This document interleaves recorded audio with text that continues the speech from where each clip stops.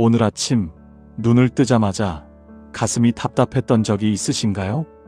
어제 누군가가 던진 말 한마디가 밤새 머릿속을 맴돌고 그 사람 얼굴이 떠오를 때마다 화가 치밀어 오르고 잠을 설치고 아침밥도 넘어가지 않던 그런 경험 말입니다. 우리는 살아가면서 참 많은 사람을 만납니다. 그 중에는 나를 기쁘게 하는 사람도 있지만 어떤 이들은 내 마음에 깊은 상처를 남기고 갑니다. 시어머니의 차갑게 내뱉은 한마디, 자식이 보인 무관심한 태도, 오랜 친구가 등 뒤에서 한 험담, 배우자의 무심한 말투, 이런 일들이 쌓이고 쌓여서 어느새 내 마음은 무거운 돌을 가득 안고 있는 것처럼 짓눌려 있습니다. 그래서 오늘은 여러분과 함께 이야기를 나누어 보려 합니다. 내 마음을 괴롭게 만드는 사람들을 어떻게 대해야 할까요? 그리고 이 분노와 미움을 어떻게 다루어야 우리가 다시 평온을 되찾을 수 있을까요? 부처님께서는 이미 2500년 전에 이 질문에 대한 답을 주셨습니다. 이야기를 시작하기 전에 잠시 함께 생각해 보겠습니다. 우리가 누군가에게 화가 날 때 정말로 그 사람이 나를 괴롭게 만드는 걸까요? 아니면 사실은 내 마음이 스스로를 괴롭히고 있는 건 아닐까요? 부처님께서는 우리에게 말씀하십니다. 세상 모든 괴로움은 밖에서 오는 것이 아니라 내 마음이 만들어낸다고 말입니다. 누군가 나에게 돌을 던졌을 때 그 돌이 아픈 것이 아니라 그 돌을 계속 품고 있는 내가 아프다는 것입니다. 이 말씀이 처음에는 잘 이해가 되지 않을 수 있습니다.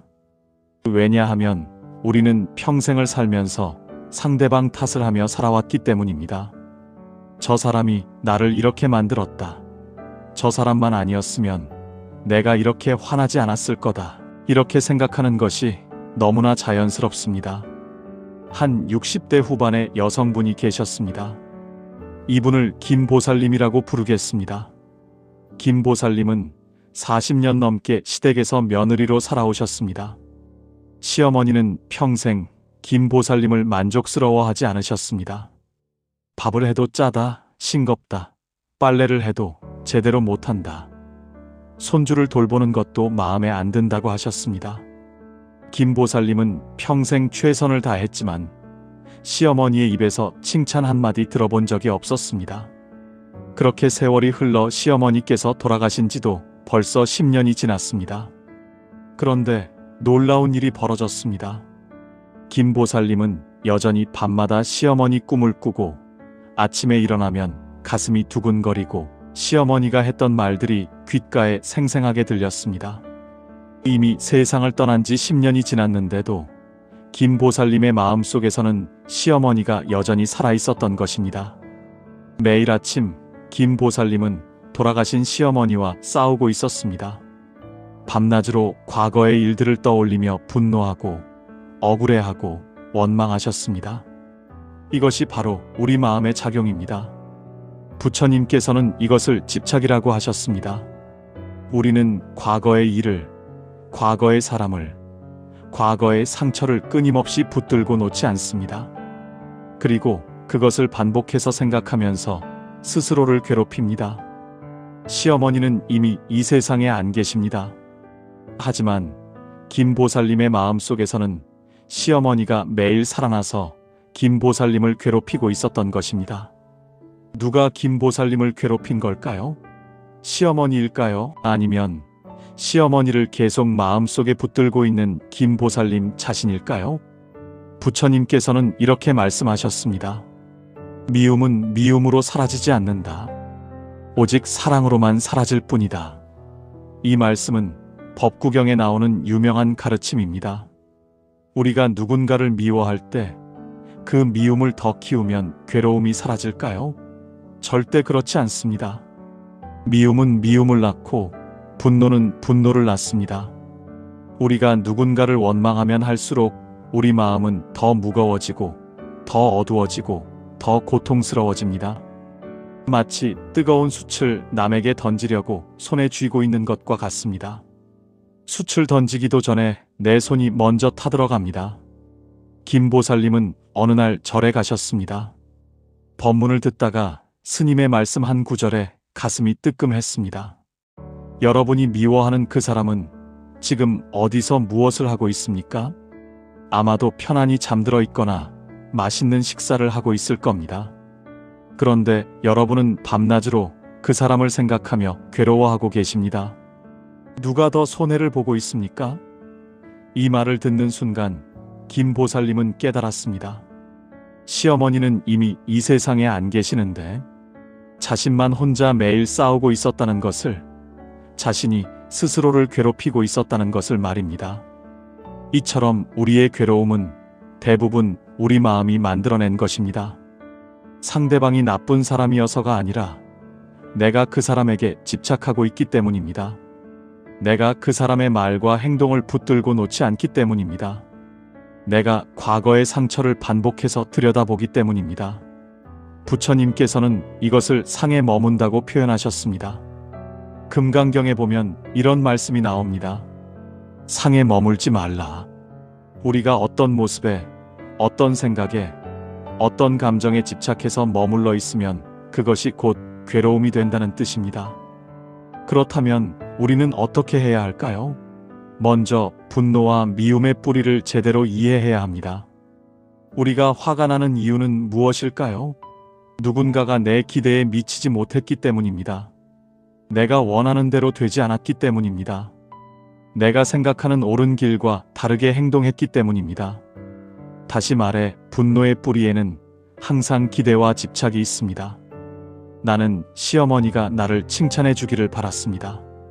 나는 자식이 내 말을 잘 들어주기를 바랐습니다.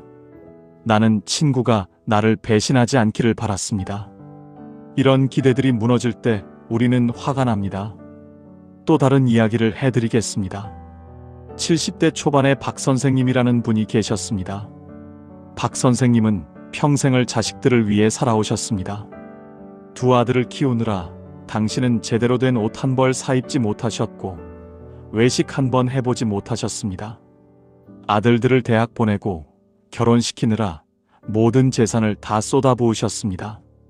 그런데 아들들이 결혼하고 나서는 명절에도 잘 찾아오지 않았습니다. 전화를 해도 바쁘다는 말만 하고 부모님 생신도 잊어버리는 일이 잦았습니다. 박 선생님은 매일 서러웠습니다. 내가 평생을 저 아이들을 위해 살았는데 이제 와서 이렇게 무관심하게 대하다니. 밤마다 눈물을 흘리셨고 자식들에게 서운한 마음이 쌓이고 쌓여서 우울증까지 찾아왔습니다. 어느 날 박 선생님은 동네 법당에 가셨습니다. 그곳에서 만난 스님께서 이렇게 물으셨습니다. 자식들을 키우실 때 무엇을 바라고 키우셨습니까? 박 선생님은 대답하셨습니다. 그저 애들이 잘 되기를 바랐습니다. 스님께서 다시 물으셨습니다. 그럼 아드님들이 지금 잘 되어 있습니까? 네, 직장도 좋고 가정도 화목합니다.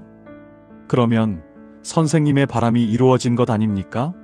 그런데 왜 괴로워하십니까? 이 질문에 박 선생님은 한참을 말없이 계셨습니다. 스님께서 조용히 말씀하셨습니다. 선생님은 자식들이 잘 되기를 바라신 게 아니라 자식들이 선생님께 효도하기를 바라셨던 겁니다. 자식을 위한 사랑이 아니라 자식에게서 받을 사랑을 기대하셨던 거지요. 이 말씀을 듣는 순간 박 선생님은 깊은 깨달음을 얻으셨습니다. 자신이 베푼 사랑에는 조건이 있었다는 것을, 대가를 받았다는 것을 알게 되신 겁니다. 부처님께서 말씀하신 진정한 자비는 아무것도 바라지 않는 사랑입니다. 결리내라고 해서 마치 어미 소가 송아지를 바라보듯 그저 바라보기만 해도 기쁜 그런 사랑입니다. 하지만 우리의 사랑에는 너무 많은 기대가 숨어 있습니다. 내가 이만큼 해줬으니 너도 이만큼은 해줘야 한다는 계산이 있습니다.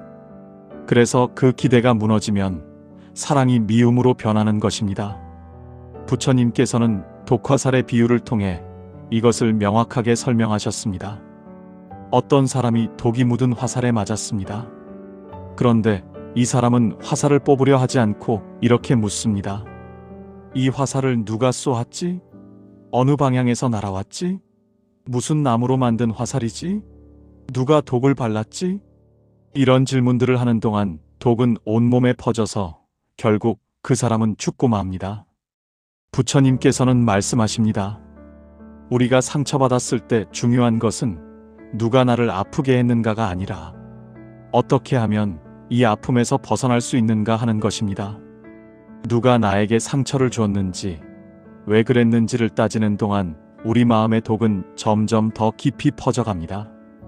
김 보살님과 박 선생님의 이야기로 다시 돌아가 보겠습니다.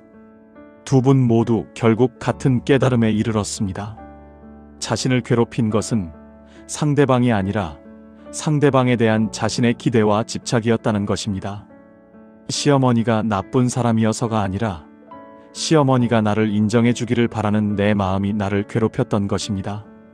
자식이 불효해서가 아니라 자식이 내게 효도하기를 기대하는 내 마음이 나를 서럽게 만들었던 것입니다. 그렇다면 우리는 어떻게 이 마음을 다루어야 할까요? 먼저 분노와 미움이 일어날 때 그것을 억누르려고 하지 마십시오. 많은 분들이 착한 사람이 되려고 불자다운 모습을 보이려고 분노를 억누릅니다. 화내면 안 돼. 참아야 돼. 나는 불자인데 어떻게 화를 내?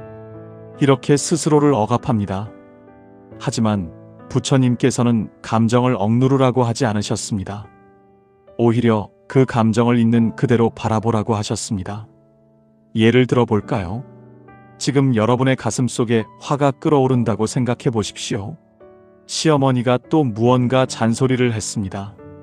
자식이 또 무관심한 태도를 보였습니다. 그때 화가 치밀어 오릅니다. 이때 해야 할 일은 그 화를 참는 것이 아닙니다. 그 화를 바라보는 것입니다. 아, 지금 내 마음 속에 화가 일어나고 있구나. 가슴이 뜨겁고 숨이 가빠지고 주먹이 저절로 쥐어지는구나. 이렇게 있는 그대로 관찰하는 것입니다. 이것을 윗바사나, 즉 관찰 수행이라고 합니다. 놀라운 일이 벌어집니다. 우리가 분노를 그냥 분노로 느끼면 분노는 우리를 지배합니다. 하지만 분노를 관찰하는 순간 분노와 나 사이에 거리가 생깁니다. 나는 화가 난 사람이 아니라 내 안에 화가 일어나고 있다로 바뀝니다. 이것은 엄청난 차이입니다. 전자에서는 내가 화 그 자체가 되어버리지만 후자에서는 내가 화를 바라보는 관찰자가 됩니다. 그리고 우리가 어떤 감정을 있는 그대로 바라보기만 해도 그 감정은 힘을 잃기 시작합니다. 세 번째 이야기를 해드리겠습니다. 65세의 이 보살님이라는 분이 계셨습니다. 이 보살님은 30년 지기 친구가 있었습니다. 젊은 시절부터 희로애락을 함께했던 친구였습니다. 그런데 몇 년 전 우연히 다른 사람을 통해 알게 됐습니다. 그 친구가 자신의 험담을 여기저기 하고 다녔다는 것을 말입니다. 자기 집안일을 소문내고 자기 자식들 흉을 보고 심지어 사실이 아닌 이야기까지 지어내서 말하고 다녔다는 것입니다. 이 보살님은 충격을 받았습니다. 30년을 믿었던 친구에게 배신당한 것 같았습니다. 그날부터 이 보살님은 그 친구를 멀리했습니다. 전화가 와도 받지 않고 길에서 마주쳐도 모른 척 했습니다. 하지만 마음은 편하지 않았습니다. 밤마다 그 친구 생각이 났습니다. 왜 그랬을까? 내가 뭘 잘못했을까? 어떻게 나한테 그럴 수 있을까? 온갖 생각이 꼬리에 꼬리를 물었습니다. 미워하려고 해도 30년의 정이 있어서 쉽지 않았고 용서하려고 해도 상처가 아물지 않아서 힘들었습니다. 이 보살님은 몇 년을 이렇게 괴로워하셨습니다. 어느 날 법회에 가셨다가 한 스님의 법문을 들었습니다. 여러분, 누군가 여러분에게 선물을 주려고 합니다. 그런데 여러분이 그 선물을 받지 않으면 그 선물은 누구의 것입니까? 당연히 준 사람의 것입니다. 마찬가지로 누군가 여러분에게 욕을 하고 험담을 해도 여러분이 그것을 받아들이지 않으면 그것은 여러분의 것이 아닙니다. 그 사람의 것일 뿐입니다. 이 말씀을 듣는 순간 이 보살님은 깨달았습니다. 친구가 자신의 험담을 했다는 것은 친구의 문제이지 자신의 문제가 아니라는 것을요. 친구의 말을 계속 마음에 담고 괴로워하는 것은 사실 자신이 그 험담을 받아들인 것과 같다는 것을요. 친구가 던진 돌을 자신이 계속 품고 있었던 거였습니다. 이 보살님은 그날부터 마음을 놓기 시작했습니다. 친구를 용서해야겠다고 애쓰지도 않았고, 친구와 다시 친해져야겠다고 노력하지도 않았습니다. 그냥 그 일을 내려놓기 시작했습니다. 친구가 왜 그랬는지도 더 이상 궁금하지 않았습니다. 그것은 친구의 문제이고 친구의 업이니까요. 부처님께서는 이렇게 말씀하셨습니다. 모든 것은 마음이 만들어낸다. 누군가 나에게 화살을 쐈습니다. 그것이 첫 번째 화살입니다. 이것은 피할 수 없습니다. 우리는 살면서 많은 첫 번째 화살을 맞습니다. 하지만 우리는 여기서 멈추지 않습니다. 우리는 스스로에게 두 번째 화살을 쏩니다. 왜 나한테 이래? 너무 억울해. 너무 화나. 도저히 용서할 수 없어. 이렇게 반복해서 생각하면서 스스로를 더 아프게 만듭니다. 이것이 두 번째 화살입니다. 그리고 대부분의 고통은 이 두 번째 화살에서 옵니다. 그렇다면 어떻게 두 번째 화살을 맞지 않을 수 있을까요? 여기서 용서의 의미가 드러납니다. 많은 분들이 용서를 오해하고 계십니다. 용서란 상대방이 한 일이 괜찮다고 인정하는 것이 아닙니다. 상대방의 잘못을 덮어주는 것도 아닙니다. 용서는 상대방을 위한 것이 아니라 나를 위한 것입니다. 용서한다는 것은 그 사람이 나에게 준 상처를 더 이상 마음에 붙들고 있지 않겠다는 결심입니다. 그 사람에 대한 원망과 미움이라는 무거운 짐을 내려놓겠다는 선택입니다. 네 번째 이야기를 들려드리겠습니다. 한 70대 할머니가 계셨습니다. 정할머니라고 부르겠습니다. 정할머니는 50년 전 젊은 시절에 남편에게 큰 상처를 받으셨습니다. 남편이 다른 여자와 바람이 났던 것입니다. 몇 년간 그 관계가 이어졌고 정할머니는 그 사실을 알고도 참고 살았습니다. 아이들 때문에, 세상 체면 때문에 참았습니다. 결국 남편은 돌아왔고 그 후로는 잘 살았습니다. 하지만 정할머니의 마음속 상처는 아물지 않았습니다. 50년이 지난 지금까지도 가끔 그때 일이 떠오르면 가슴이 답답하고 눈물이 났습니다. 이제 남편은 80대 중반의 노인이 되었고 몸도 불편해져서 정할머니의 도움이 필요합니다. 정할머니는 남편을 돌보면서도 마음 한편에서는 여전히 원망이 가시지 않았습니다. 어느 날 정할머니는 한 법사님을 만나 자신의 이야기를 털어놓았습니다. 법사님은 조용히 들으시더니 이렇게 물으셨습니다. 할머니, 50년 동안 그 일을 붙들고 계셨다면 할머니는 그 50년을 어떻게 사신 건가요? 행복하셨나요? 정할머니는 고개를 저으셨습니다. 아니요. 늘 마음 한편이 무겁고 답답했습니다. 법사님께서 말씀하셨습니다. 그렇다면 남편분이 할머니께 준 상처는 한 번이었지만 할머니는 50년 동안 매일 그 상처를 스스로에게 다시 주신 거네요. 남편분은 할머니를 한 번 아프게 했지만 할머니는 스스로를 50년 동안 아프게 하신 겁니다. 이 말을 듣는 순간 정할머니는 오열하셨습니다. 자신이 얼마나 어리석었는지 깨달았기 때문입니다. 남편을 용서하지 못한 것이 남편을 벌하는 것이 아니라 자신을 벌하는 것이었다는 걸 알게 된 것입니다. 그날 이후 정할머니는 조금씩 마음을 내려놓기 시작했습니다.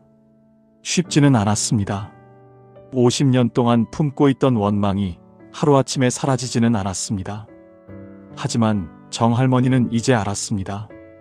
용서는 남편을 위한 것이 아니라 자신을 위한 것이라는 것을, 용서는 과거를 지우는 것이 아니라 과거에 묶인 현재를 자유롭게 하는 것이라는 것을요.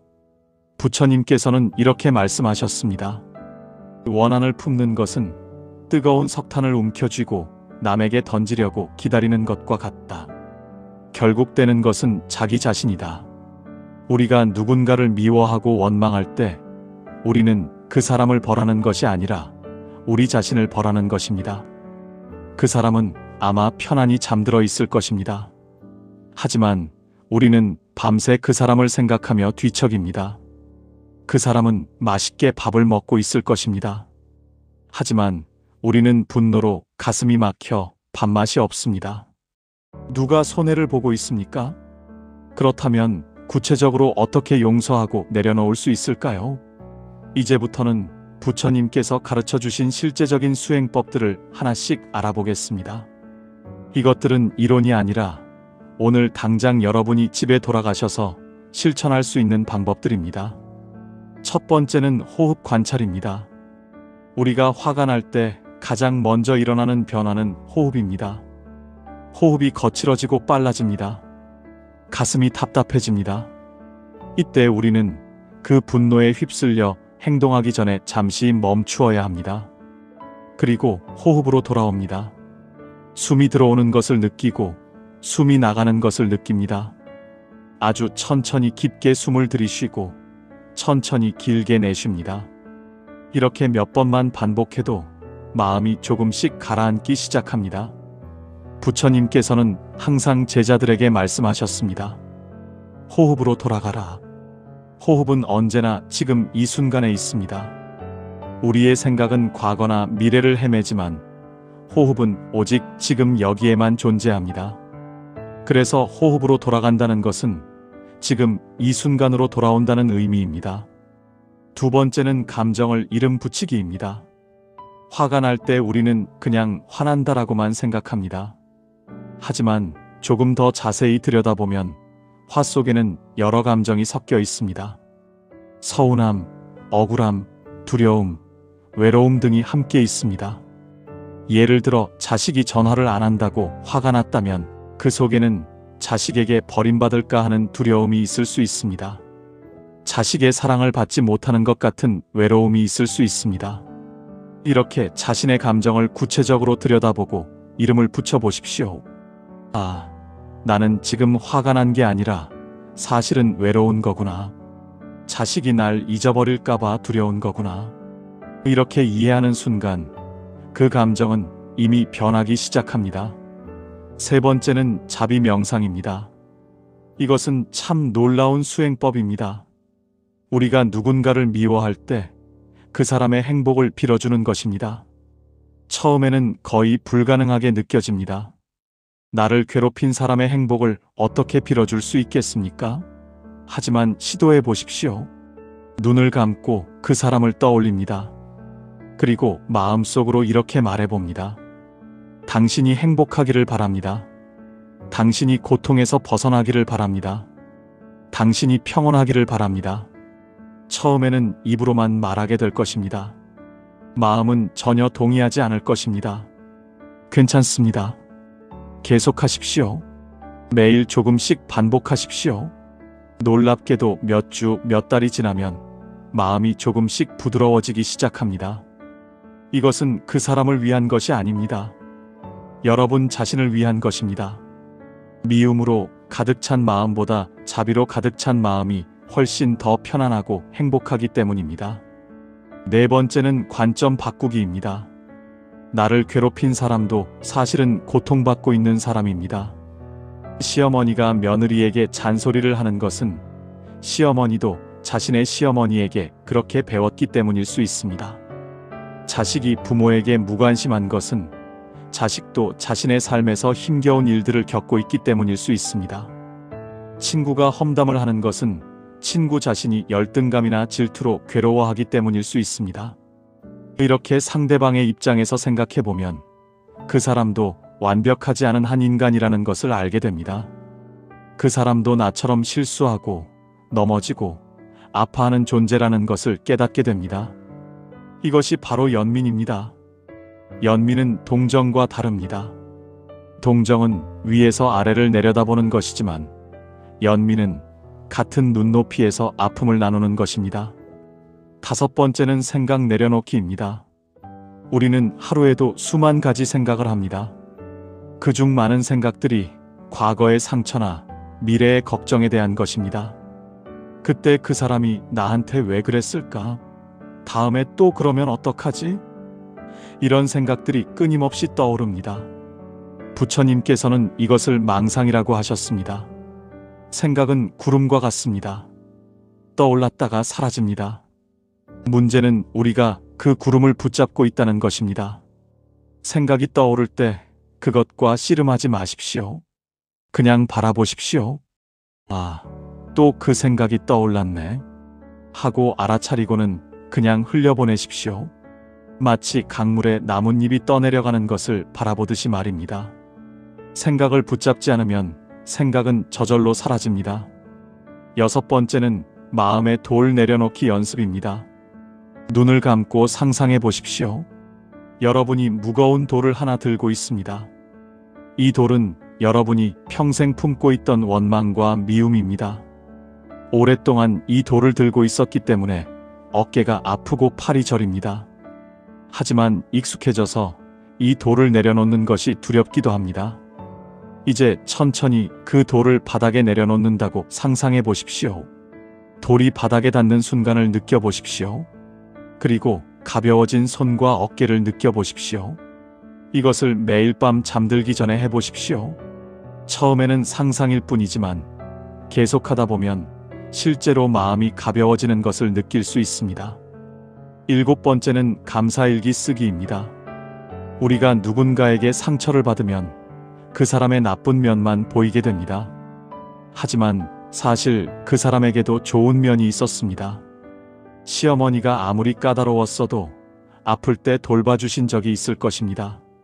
자식이 아무리 무관심해 보여도 어린 시절 천진난만하게 웃던 모습이 있었을 것입니다. 매일 밤 그날 하루 동안 감사했던 일 3가지를 적어보십시오. 작은 것이라도 좋습니다. 오늘 날씨가 좋았다. 밥이 맛있었다. 길에서 이웃이 반갑게 인사해 주었다. 이렇게 감사를 세는 연습을 하다 보면 우리 마음은 점점 긍정적인 것들에 주의를 기울이게 됩니다. 5번째 이야기를 해드리겠습니다. 한 60대 중반의 최 선생님이라는 분이 계셨습니다. 최 선생님은 평생 한 회사에서 성실하게 일하셨습니다. 정년퇴직을 2년 앞두고 있었는데 갑자기 회사에서 명예퇴직을 권고받았습니다. 뒤에서 알아보니 직속 상사가 최 선생님에 대해 좋지 않은 보고를 했다는 것입니다. 자신의 자리를 위협한다고 느꼈던 모양이었습니다.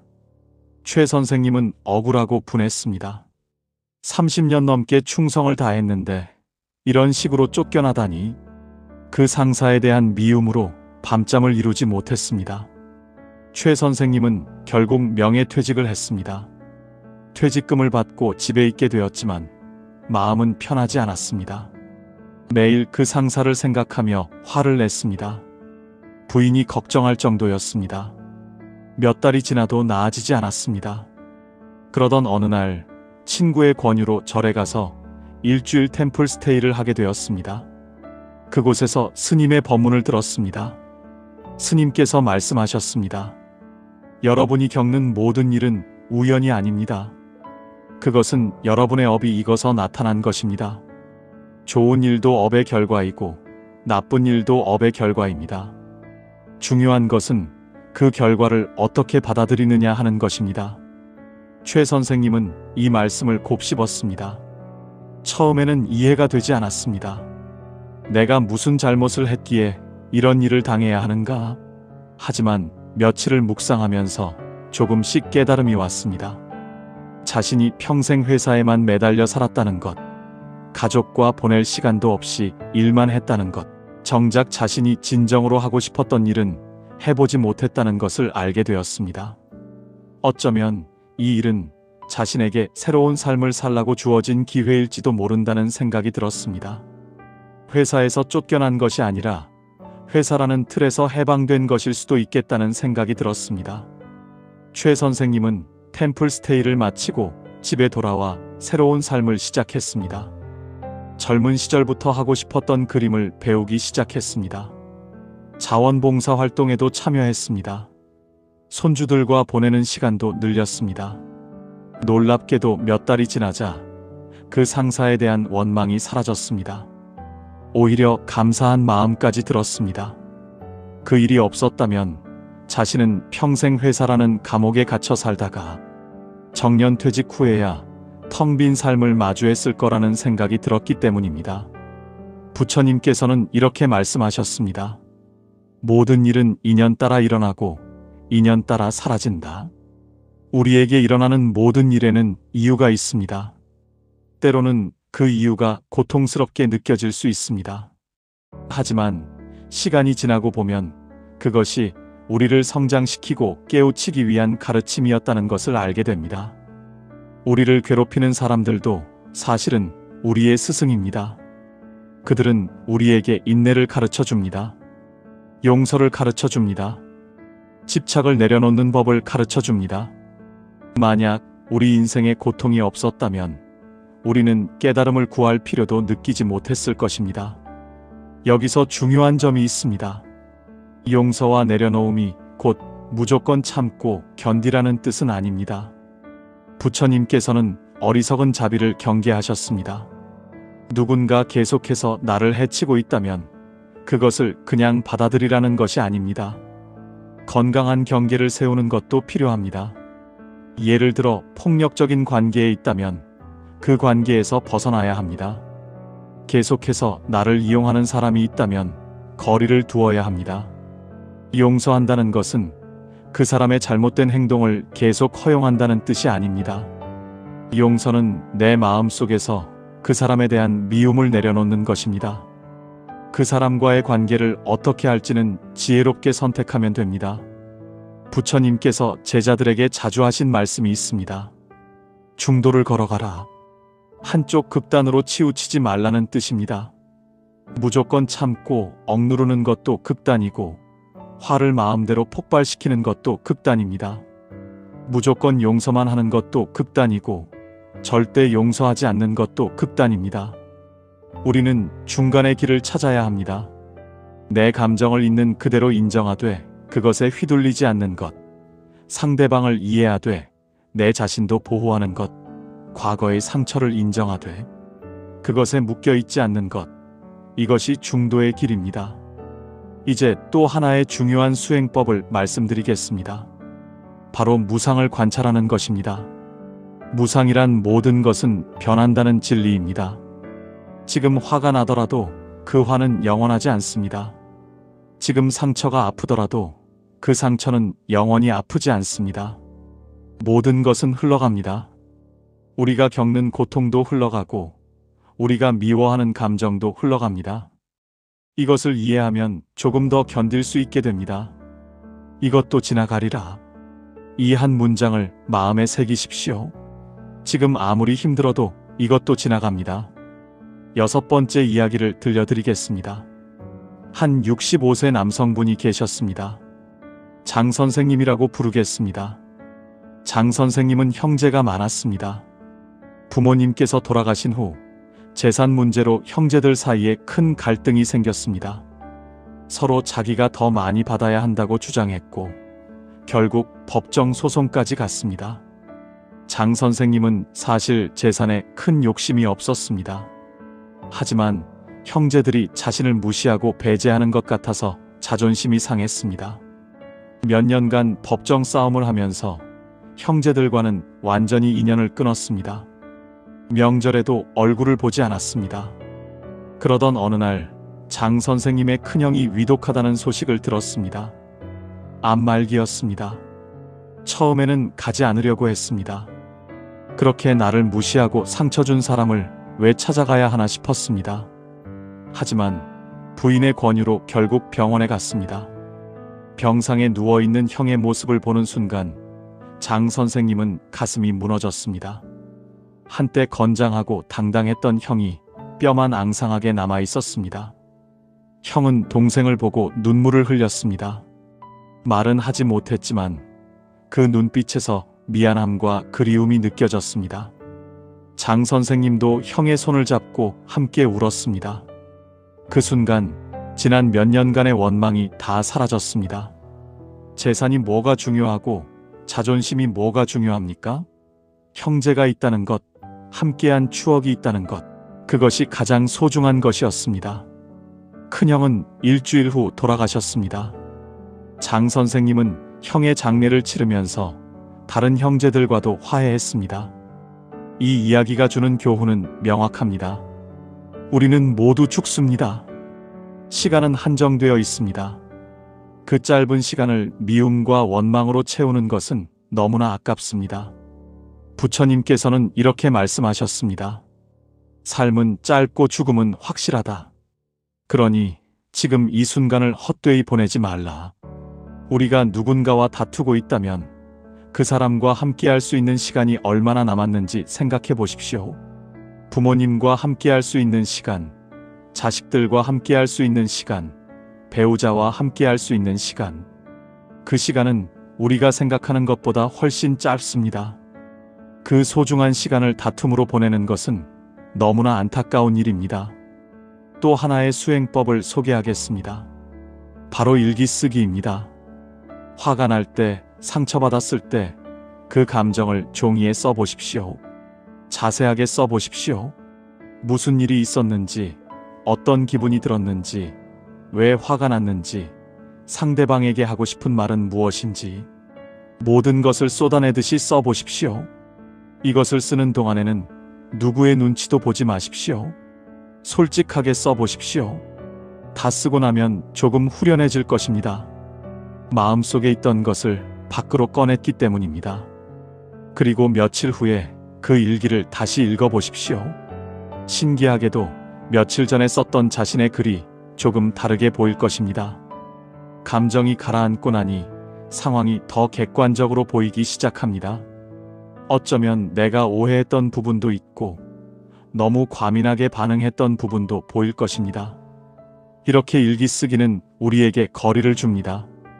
감정과 나 사이의 거리, 상황과 나 사이의 거리를 만들어줍니다. 이제 마지막 수행법을 말씀드리겠습니다. 바로 손을 펴고 놓아주는 연습입니다. 우리는 많은 것을 움켜쥐고 살아갑니다.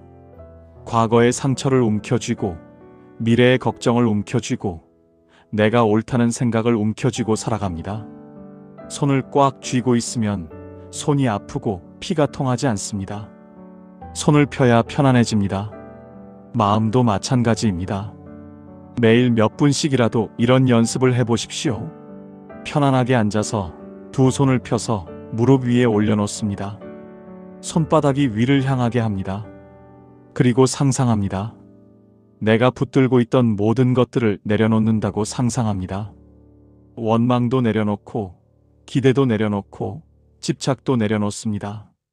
손을 펴고 있으니 그 모든 것들이 손에서 흘러내려 땅으로 떨어집니다. 이렇게 몇 분만 앉아 있어도 마음이 가벼워지는 것을 느낄 수 있습니다. 부처님께서는 제자들에게 이런 질문을 하셨습니다. 너희가 만약 손에 무언가를 들고 있다면 그것을 내려놓을 수 있느냐? 제자들이 대답했습니다. 예, 그냥 놓으면 됩니다. 부처님께서 다시 물으셨습니다. 그러면 마음에 무언가를 들고 있다면 그것을 내려놓을 수 있느냐? 제자들은 대답하지 못했습니다. 부처님께서 말씀하셨습니다. 마음에 든 것도 손에 든 것과 같다. 그냥 놓으면 된다. 그렇습니다. 놓는 것은 어려운 일이 아닙니다. 우리가 어렵다고 생각하기 때문에 어려운 것입니다. 사실은 그냥 놓으면 됩니다. 더 이상 그 생각을 하지 않으면 됩니다. 더 이상 그 감정을 붙들지 않으면 됩니다. 물론 쉽지는 않습니다. 오랫동안 붙들고 있던 것을 놓는 것은 용기가 필요합니다. 마치 높은 곳에서 뛰어내리는 것처럼 두렵습니다. 하지만 뛰어내리고 나면 알게 됩니다. 아래에는 부드러운 땅이 있었다는 것을, 떨어져도 다치지 않는다는 것을 말입니다. 여러분, 용서는 한 번에 이루어지는 것이 아닙니다. 용서는 과정입니다. 어떤 날은 용서했다고 생각했는데 다음 날 다시 화가 날 수도 있습니다. 괜찮습니다. 그것이 자연스러운 것입니다. 다시 처음부터 시작하면 됩니다. 호흡으로 돌아가고, 감정을 바라보고, 자비를 닫고, 생각을 내려놓는 연습을 다시 하면 됩니다. 조금씩 조금씩 나아갑니다. 완벽할 필요는 없습니다. 부처님께서도 제자들에게 말씀하셨습니다. 완벽을 구하지 말라. 다만 매일 조금씩 나아가라. 이제 일상에서 어떻게 이 가르침을 실천할 수 있는지 구체적으로 생각해 보겠습니다. 아침에 일어나면 하루를 시작하기 전에 잠시 앉아서 호흡을 관찰합니다. 5분이면 충분합니다. 그리고 오늘 하루 내가 만나게 될 사람들을 떠올립니다. 그들에게 자비심을 보내겠다고 다짐합니다. 혹시 갈등이 있는 사람이라면 오늘은 그 사람을 이해하려고 노력하겠다고 다짐합니다. 낮 동안 누군가와 갈등이 생기면 즉시 반응하지 마십시오. 잠시 멈추고 3번 깊게 호흡합니다. 그리고 스스로에게 물어봅니다. 지금 내가 하려는 말이 상황을 좋게 만들까? 아니면 더 나쁘게 만들까? 이 말을 한 후에 내가 후회하지 않을까? 이렇게 잠시 멈추는 것만으로도 많은 불필요한 갈등을 피할 수 있습니다. 저녁에는 하루를 돌아보는 시간을 가집니다. 오늘 잘한 일과 잘못한 일을 돌아봅니다. 누군가에게 상처를 주었다면 그것을 인정하고 내일 사과할 것을 다짐합니다. 누군가에게 상처를 받았다면 그것을 내려놓을 것을 다짐합니다. 그리고 잠들기 전에 마지막으로 자비 명상을 합니다. 나 자신에게도 사랑하는 사람들에게도 미워하는 사람에게도 모든 중생에게 평화와 행복을 빕니다. 이렇게 매일 작은 실천을 쌓아가면 조금씩 변화가 일어납니다. 어느 날 문득 깨닫게 됩니다. 전에는 너무나 화가 났던 일이 이제는 그렇게 화가 나지 않는다는 것을, 전에는 용서할 수 없다고 생각했던 사람을 이제는 이해할 수 있게 되었다는 것을 말입니다. 이것이 바로 수행의 힘입니다. 부처님께서는 이런 말씀도 하셨습니다. 물방울이 모여 큰 바다를 이룬다. 우리의 작은 실천 하나하나가 모여서 큰 변화를 만듭니다. 오늘 하루 화내지 않기, 오늘 하루 원망하지 않기, 오늘 하루 감사하기. 이런 작은 실천들이 쌓이고 쌓여서 결국 우리를 자유롭게 만듭니다. 여기서 한 가지 더 말씀드리고 싶은 것이 있습니다. 우리는 혼자가 아닙니다. 같은 길을 걷는 도반들이 있습니다. 절에 가면 같은 고민을 하는 분들을 만날 수 있습니다. 그분들과 이야기를 나누고 서로 위로하고 격려하면서 함께 나아갈 수 있습니다. 부처님께서도 승가, 즉 공동체의 중요성을 강조하셨습니다. 혼자서는 어려운 길도 함께라면 갈 수 있습니다. 또한 부처님의 가르침이 담긴 경전을 읽는 것도 큰 도움이 됩니다. 법구경, 금강경, 화엄경 같은 경전들에는 우리가 살아가는 데 필요한 모든 지혜가 담겨 있습니다.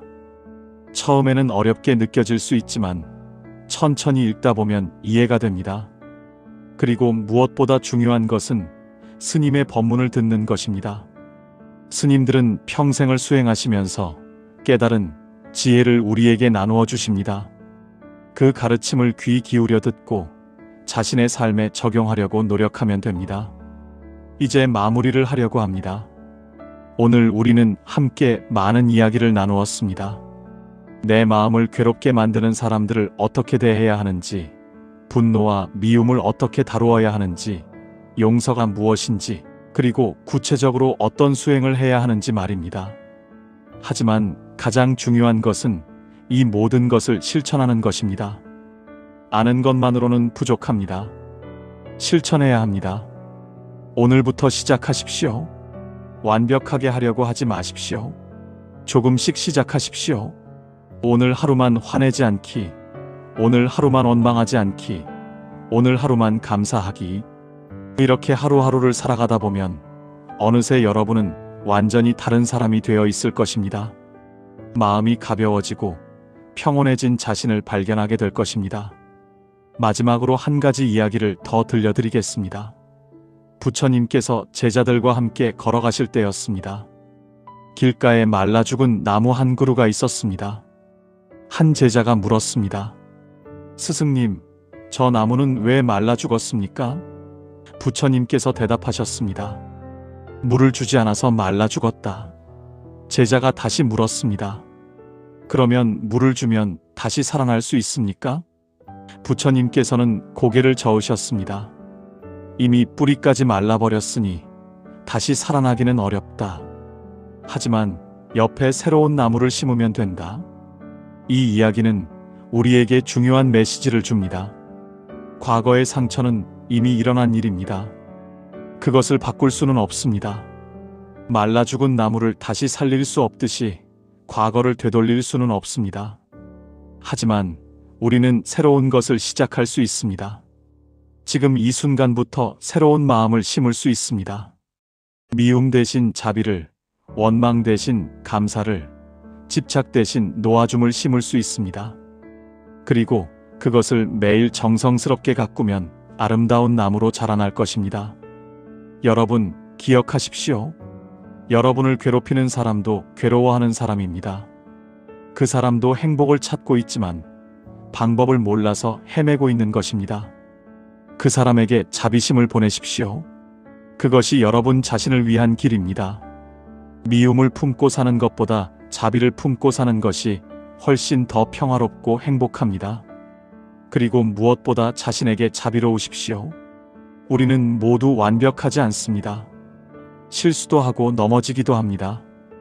때로는 화도 내고 원망도 합니다. 괜찮습니다. 그것이 인간입니다. 중요한 것은 그때마다 다시 일어나서 바른 길로 돌아오는 것입니다. 자신을 너무 탓하지 마십시오. 자신에게 관대하십시오. 자신을 사랑하십시오. 부처님께서 열반에 드시기 전에 제자들에게 마지막으로 하신 말씀이 있습니다. 모든 것은 변한다. 게으르지 말고 정진하라. 모든 것은 변합니다. 지금의 고통도 변할 것입니다. 지금의 미움도 변할 것입니다. 우리의 마음도 변할 것입니다. 그러니 희망을 잃지 마십시오. 계속 정진하십시오. 매일 조금씩 나아가십시오. 오늘 이 시간이 여러분에게 작은 위로가 되었기를 바랍니다. 여러분의 무거운 마음이 조금이라도 가벼워졌기를 바랍니다. 그리고 오늘 밤 여러분이 편안히 잠들 수 있기를 바랍니다. 내일 아침 눈을 뜰 때 어제보다 조금 더 평온한 마음으로 하루를 시작할 수 있기를 바랍니다. 여러분 모두가 고통에서 벗어나 진정한 평화를 얻으시기를 간절히 기원합니다.